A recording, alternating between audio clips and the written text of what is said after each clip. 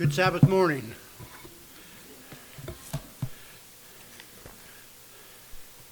I want to let you know that the observance of the Lord's Supper is almost here.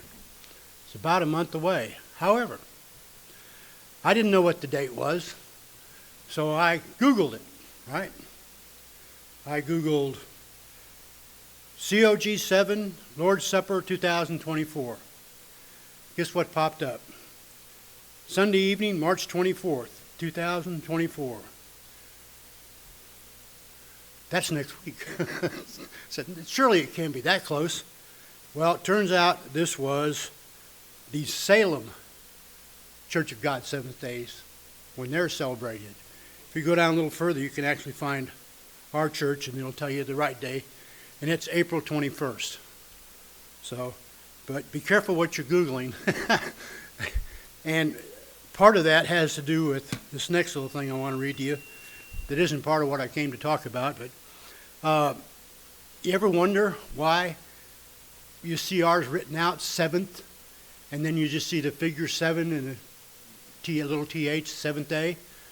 There was an article in December 2016 in that Church-Wide publication that's usually out there in the foyer, and it said seventh day or seventh day, one written out, one just a numerical 7. And it said, it is not unusual to find Church of God Seventh Day written as Church of God Seventh Day. Curious about the origin of the seventh day or whether or not it's appropriate? Lauren Stacy learned 2 interesting historical facts from Elder Robert Coulter. First, the seventh day was added to the Church of God in 1923 to differentiate our church from others that used the name Church of God. Originally, intent was that the seventh day would be printed as a second line under Church of God. Perhaps to solve the problem, when the new name appeared in the Bible Advocate magazine, it was written out, Church of God, parentheses, seventh written out day. Second, following in 1933, division of the General Conference Seventh Day into Salem, West Virginia, and the Stansbury, Missouri Church, Salem began to use the numerical 7 and to differentiate itself from the Stanbury Church, which continued to use written out seventh day. So anyway,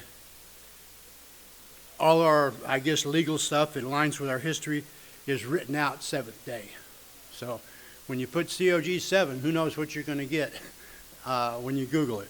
So, but anyway, our Passover, our Lord's Supper, is on the same day as the Jewish Passover. Okay, the Jews, whether they believe in Yeshua or not, they have a Passover on the same time we're celebrating the Lord's Supper. Isn't that ironic? Wait, that's when Yeshua set it up and said, "Here, take this bread and take this wine." So it was at the Passover Seder. But the Jews tell a story. It's called instruction, the cup of instruction. But the story doesn't begin with the slaughtering of the lamb for the Passover meal. It begins with Joseph, the 11th son of Jacob. And although they kind of condense it into a real short summary so they can do it during their Passover Seder, I believe there are some important details that are worth paying attention to in the story of Joseph. So in reading Genesis 37,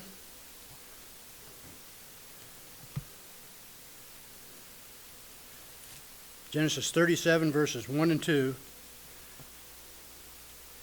and Jacob dwelt in the land wherein his father was a stranger, in the land of Canaan. And these are the generations of Jacob. Joseph, being 17 years old, was feeding the flock with his brethren, and the lad was with his sons of Bilhah and the sons of Zilpah, his father's wives. And Joseph brought unto his father their evil report. So this is the first time that these two handmaidens, Bilhah and Zilpah, are actually called wives instead of being called handmaidens or concubines. So it's interesting now, he has 4 wives now instead of 2 wives and 2 handmaidens. Continuing on in verse 3, now Israel loved Joseph more than all his children, because he was the son of his old age, and he made him a coat of many colors. And his brethren saw that their father loved him more than all the brethren. They hated him and could not speak peaceably unto him.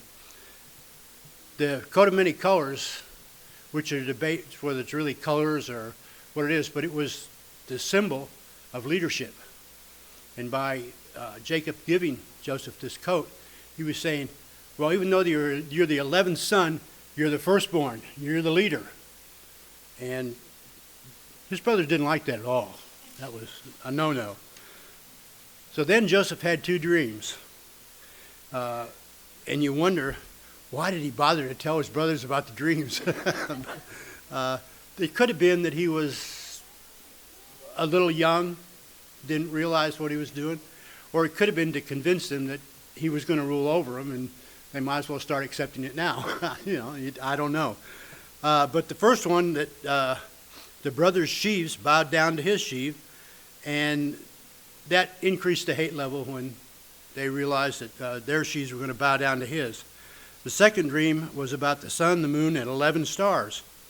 And that represented his father, mother, and his 11 brothers. In verse 11, his father observed the meaning about them, but he took heed of it.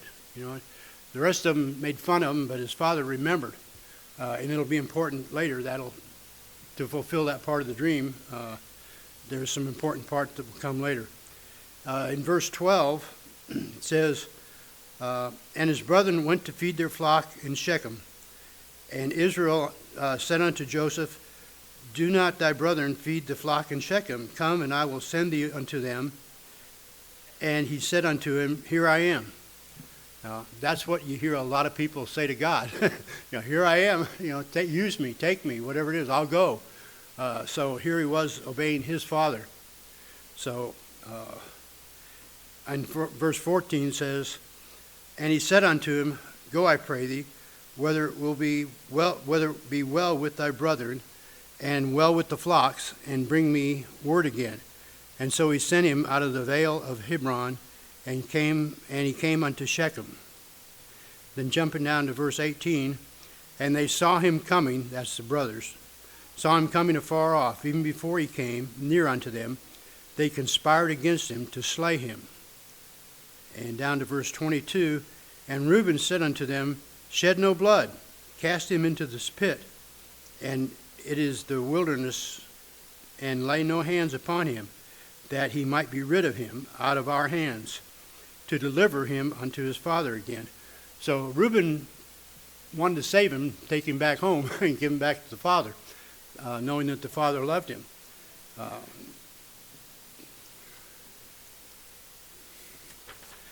So when Joseph got to his brothers, they stripped all his clothes off of him, his coat, his authority, took it away from him. And they threw him in an empty pit. Now, this pit had no water in it. It was probably a cistern, and there are many of them in that area to catch water. So the brothers sat down to eat. They felt no guilt. We'll just go have a snack here. And so they ate, and a company of Ishmaelites came by on their way to Egypt. Now Judah said, let's not kill him. There's no profit in that. Let's sell him to the Ishmaelites. But in verse 28 it says, the Midianites may be part of the cavern. And they pulled him out of the pit and sold him for 20 pieces of silver to the Ishmaelites. So you can't figure out who the Ishmaelites and the Midianites are. It's because they're kind of related and they intermixed, and it was hard to tell which was which. And like verse 36 says, it was the Midianites who sold them to Potiphar. And verse 39, verse 1 says, it was the Ishmaelites. So it was some of them, whoever they were, who did that. So Ishmael is the son of Abraham by Hagar, and Midian is the son of Abraham by Keturah. So they kind of probably were brethren and probably traveled together and did things together. And now we don't know which is which. So kind of like some of us in America. We don't know who's who.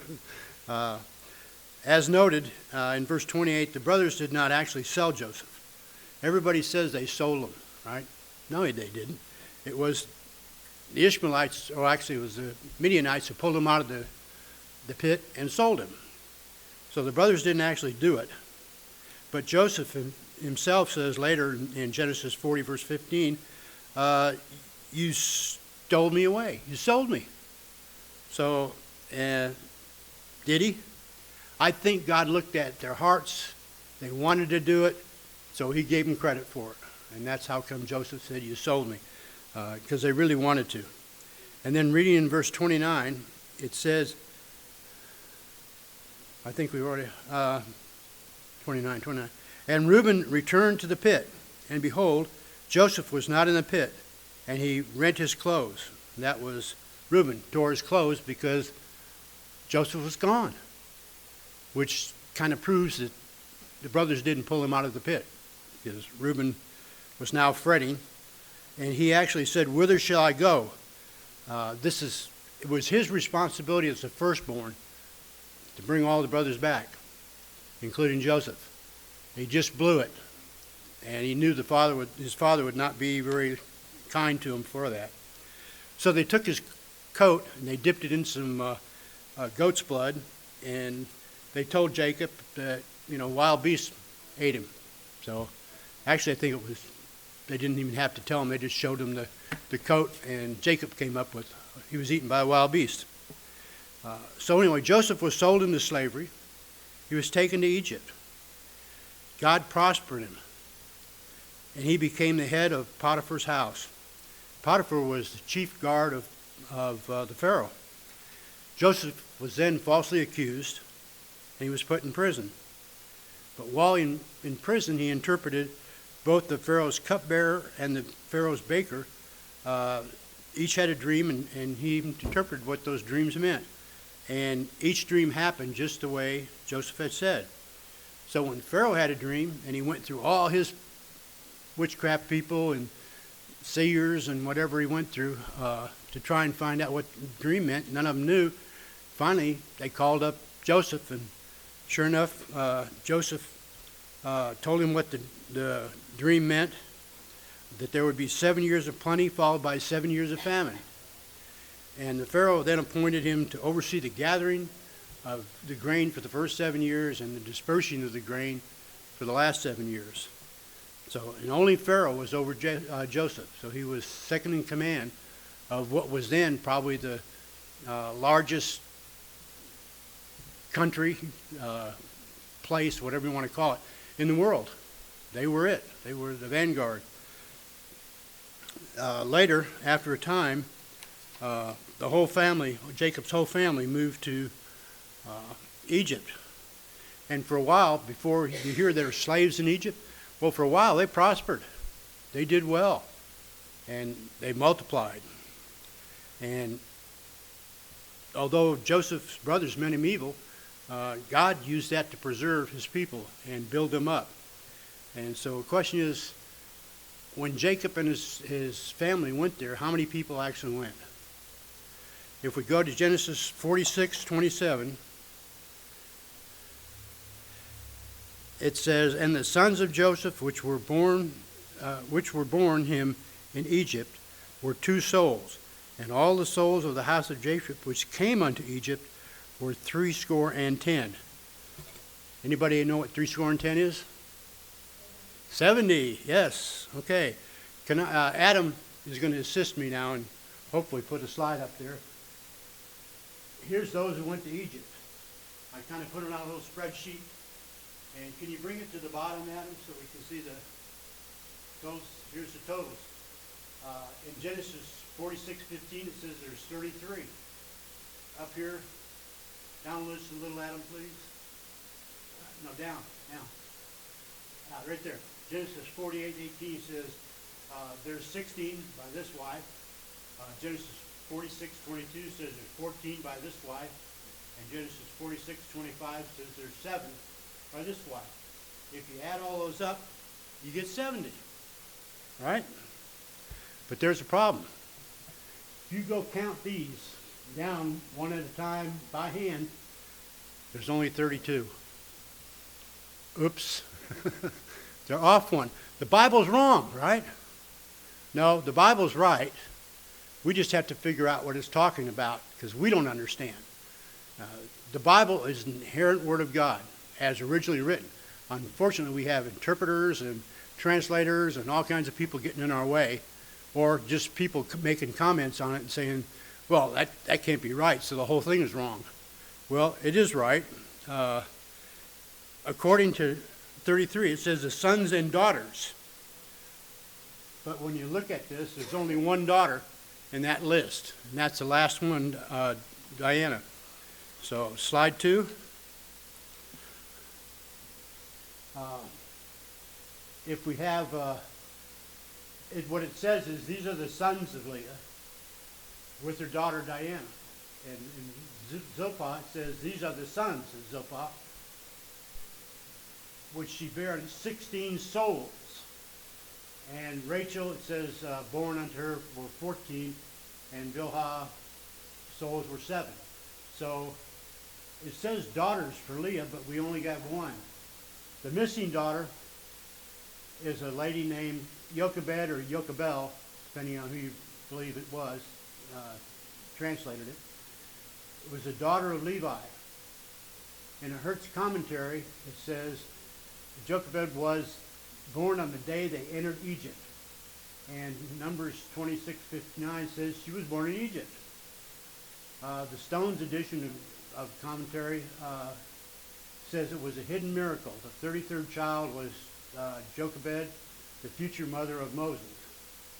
Which brings upon a whole new thing when you say, wait a minute, that was the mother of Moses, and Moses led them out after 400 years? There's a problem with that. I don't think they were there for 400 years, but that's another deal of numbers. The second slide, we got to number 3. So when we add that 1 to it, now we have 70. If you add, it should be, can I get over there to the summary, Adam, please? Anyway, it says over here that there's 33, 16, 14, and 7. And you add them up into 70, but they're only 69. You add this Jochebed to it, and we get to 70. So now we have the right number. And number 5, the next one, which after a blank page should be it. So then if you read Genesis 46, 26, it says, all the souls that came with Jacob into Egypt, which came out of his loins, besides Jacob's sons' wives, all the souls were 66.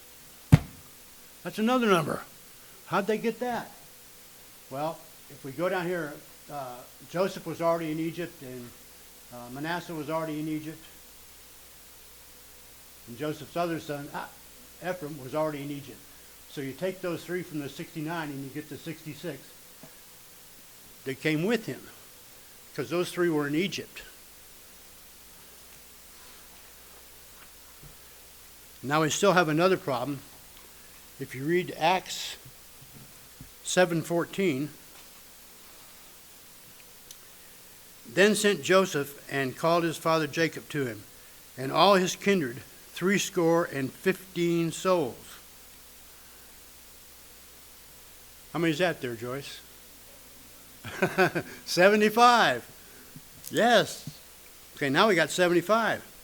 So if we go to the next slide. There it is.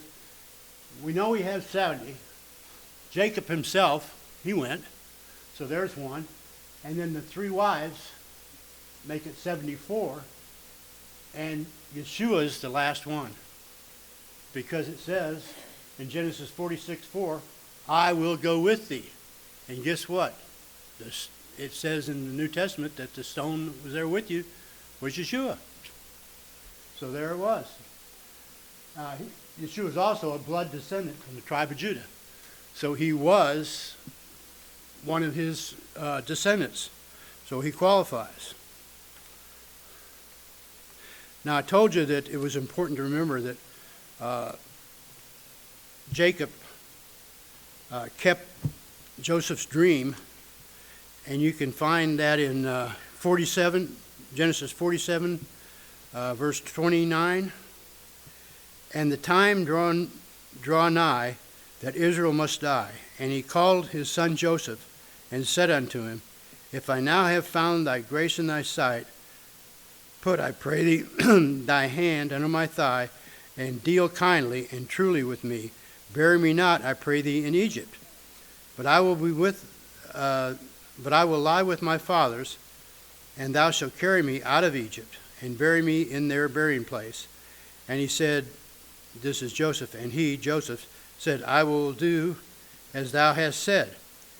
And he, Jacob, said, Swear unto me. And he, Joseph, swore unto him, and Israel bowed himself upon the bed's head. So there he actually bowed down to Joseph, just as what his dream said was going to happen. So the picture of Joseph's life, if you get into it, it's a model of what happened to our Savior. And actually it goes further than that Joseph was 30 years old when he was put in front of Pharaoh. Yeshua began his ministry when he was 30. You can find that in Luke 3:23 if you're interested. Both of them were called the firstborn. Both of them were sent by the Father. Both of them were hated by their brethren. They were both falsely accused. They were both stripped of their garments. And both were thrown into some kind of pit or grave. Joseph became a servant in Egypt, and Yeshua presented himself as a servant. So they were both servants. Two men were crucified with our Savior. Joseph had dreams of a baker and a cupbearer, two people, and in both cases one lived and one died. Both rose to be second in command. All the brethren will bow down to both of them. Both were sold for pieces of silver. Joseph was called the bread man of Egypt because he was in charge of all the grain. Our Messiah was born in Bethlehem, called the house of bread. Both went down to Egypt. Joseph went down as a slave, and the Messiah went down to avoid Herod. So when the Jews celebrate the Passover, they conclude a very condensed version. They didn't do all this stuff that I have. And thank you, Adam, for doing that. A condensed version of what happened. What would take chapters, they do in a whole sentence, and Moses appeared, or something. They don't go through the whole story. But they cover it good enough to know that they go from Genesis 37, verse 12, where he was 11 years old and went out to check on the brethren. And they go to the end. They switch to Moses and how God called him. They go through the 10 plagues. And then they end with the crossing of the Red Sea. And this is what they call the story of redemption, which is why they tell this story at the Passover, because the Passover is a celebration of when the angel of the Lord passed over the houses that had the doorpost marked with the blood. However, who was actually redeemed? Not Israel. Not all of Israel. The firstborn. That's who was redeemed. That's who was saved. There was no threat against the other people from Israel. Just the firstborn. So I hope some of this has been different and interesting for you to know that there's a lot more to the story of Joseph than there appears to be. And that when we sit down and observe the Lord's Supper, it's part of that story that we're doing. So let's bow our heads. Father, we thank you for giving us information about your word, for continuing to teach us and train us. And Father, we ask you now to be with us as we go forward and enjoy the rest of the Sabbath day which you've created and given to us. And we ask this in your Son's name. Amen.